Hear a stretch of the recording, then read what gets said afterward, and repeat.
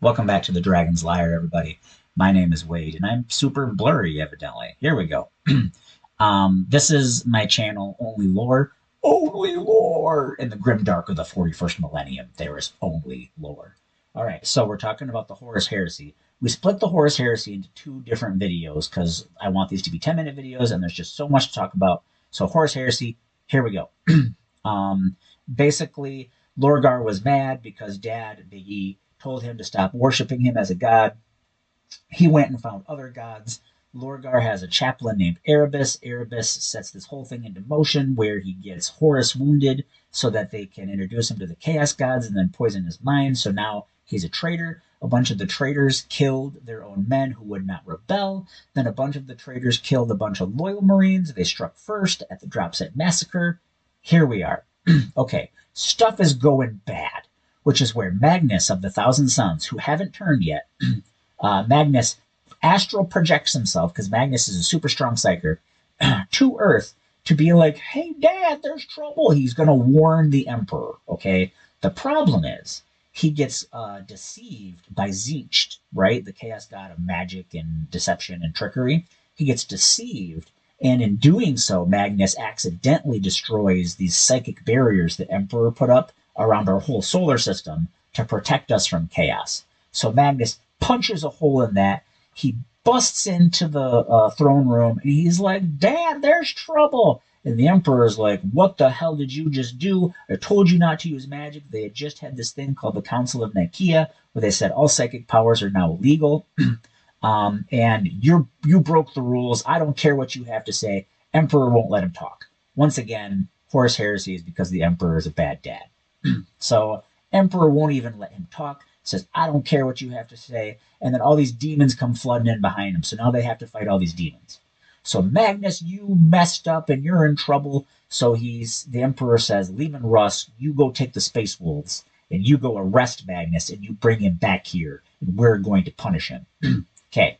Now he doesn't say that directly to his face. He sends a message, right? Because Russ isn't there, right? So the message gets intercepted by Horus, and Horus changes it from go arrest Magnus to go kill Magnus in the Thousand Sons. And Magnus actually cares a lot about his legion. All of the Primarchs care a lot about their legion, even the worst of them. Okay, so the Space Wolves go on a mission with Leman Russ to then kill Magnus and the Thousand Sons on their planet of Prospero. And they're destroying the planet of Prospero, which is where Magnus makes a deal with Zincht, teleports all of what's left of his men and himself off of the planet Prospero into the planet of the Sorcerers, which is deep in the Eye of Terror. This is where now Magnus turns and will eventually swear loyalty to Horus. So that's how you get Magnus into the Traitor Primarchs. Okay. So when Magnus broke into the throne room and let all the demons in, it wrecked the Emperor's Webway project. So the Webway project was destroyed beyond all reckoning. They fight the Civil War. The Civil War takes a long time. Maybe not as long as you might expect, because from beginning to end, the Civil War only takes about 9 years of history. There's been 10,000 years between the Horus Heresy and the current date of the timeline, so a lot of stuff happens in between. Most of the novels take place in these 9 years. There's a bunch of them out already and more on the way. Just a ton of stuff happens in these years. So they fight all the way to Earth. And they eventually seize Terra. So Earth is called Terra in the 40K universe. So they eventually siege Earth. And there's a lot of good places in different novels where the Primarchs interact with each other as brothers and as friends, even the evil ones supporting each other, and even the good ones lamenting over the loss of their brothers. I've heard excerpts. I haven't read any of the novels. I've seen voice actors perform certain parts of them, and I gather that they're really enjoyable. I really am thinking about listening to them at Audible and other services. So they fight all the way to Earth. This is where Sanguinius, the Primarch of the Blood Ravens, is eventually killed in the Siege of Terra. And a really big important thing happens here. So Horus gets like super roided out on chaos. And Horus eventually throws down with the Emperor. They have a duel. And the Emperor is holding back because he still has hope that Horus can be redeemed and that Horus will turn good. And then Horus mortally wounds the Emperor, which is then where the Emperor realized Horus cannot be redeemed. And I was a fool for hoping that my son would come back to me, which is super sad. And then the Emperor unleashes on Horus. It deletes him from reality. So Horus's physical body is destroyed. Horus's soul is destroyed. He doesn't go to the warp. He doesn't get reincarnated by demons. He doesn't become a demon Primarch. Horus is deleted from reality. And they do eventually turn back the tide, and they do eventually defend Earth. And then this starts a mini era in the 40k universe called the Scouring, which is where they hunt down all the traitor legions. A bunch of Imperial Guard legions went with them as traitors, so a bunch of them were all killed, and all the chaos that survive are eventually chased back to the Eye of Terror, because you can't really pursue them into the Eye of Terror. You can if you want to, but you're just going to die and problems ensue and blah, blah, blah. Okay, so the Emperor was mortally wounded.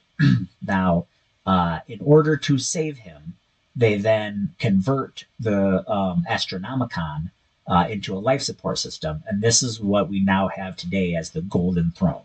So the Astronomicon that was providing a North Star or like a lighthouse in space that psychic people could see and navigate from is now the Golden Throne, which is keeping the Emperor alive. This is a huge piece of irony because they didn't understand that he's what's called a perpetual. So were the Emperor to die, he would just be reborn. Now here's the catch. We don't know how long it takes for the Emperor to be reborn. And we don't know, he's reborn, but now he's a baby. How long does it take for him to regain his whole might, his whole power? Okay? We don't know. So, like, if he died, maybe it would take 1,000 years for him to be reborn. Or if he died, maybe it would take 10,000 years, and then he comes back as a baby, and then he's got to grow it. You know what I mean? There's a lot of nobody knows, okay? But he is a perpetual. He would just come back. And this is a giant irony, because if they would just let him die, he would come back. And if he came back, he would mop the floor with everybody, because he's the Emperor. He's Big E. Okay. This is where you get Corpse Emperor, and this is where you get all those things like that, because for 10,000 years, he's just been rotting. Now, many novels say that his psychic presence is traveling space and traveling the warp and getting stronger.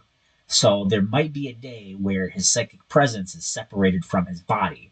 And once again, this is where the Cult of Mars calls him the Omnissiah, and they have lots of reason to back that up because he definitely behaves as a spiritual entity.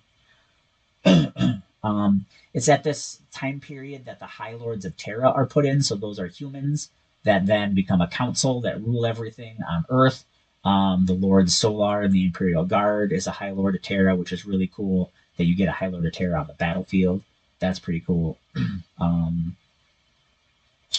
This is also the era where Gilliman pens the Codex Astartes, how legions should be put together. So like in Space Marine 2, where they're like, the Codex does not support this action or whatever. That's the book that Gilliman writes. That basically tells everybody how to act in all situations at all times. So you also get that very important piece of Warhammer lore at the end of this period. I really enjoy sharing this with you guys. The Horus Heresy is a big, pivotal, important piece of lore for us to understand. Super happy to share this with you guys. Go ahead and check out the other videos in the timeline playlist. Go ahead and check out my other lore videos, anything that you want. I got video games, I got all kinds of stuff. We here at the Dragon's Lair are super excited to share this information with you guys. Thank you for spending your time here with us at the Dragon's Lair.